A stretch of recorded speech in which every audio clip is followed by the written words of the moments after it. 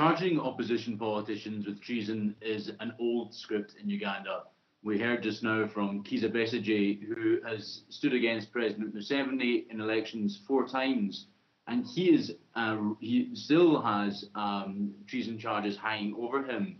The state will often allow charges just never to quite come to trial.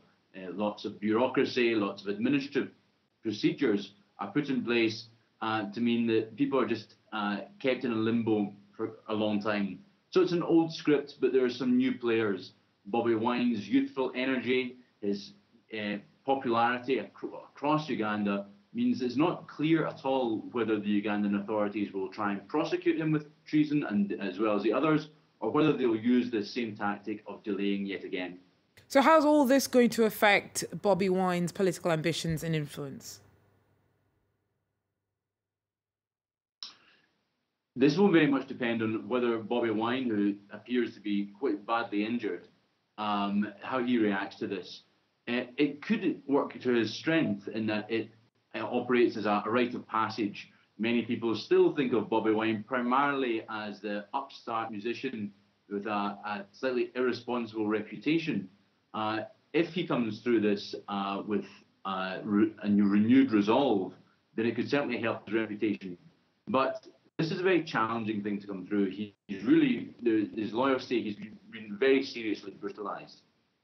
Now, at least 2 people fainted in court. Bobi Wine's one of 33 people who were charged and granted bail. Wine himself was on crutches, and there was a lot of concern about how he was treated. Would others likely also have faced harsh treatment? Yes, of the 34 people who were granted bail today, 33 of them were up for treason charges and 1 other for a lesser charge. 2 cases in particular stand out.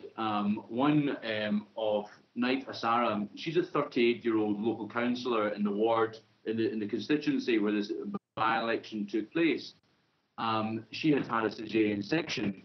Nevertheless, human rights activists who have recorded her case say that she was brutalised by the police, that they punched her, stamped on her, used a gun butt to hit her torso, and when she appeared in court first last week, she was bleeding from her genitals. It's not clear that she has been able to receive medical treatment.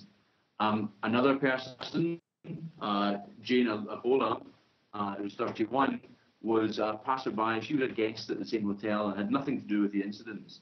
She also received very harsh treatment and was threatened with rape and death in detention.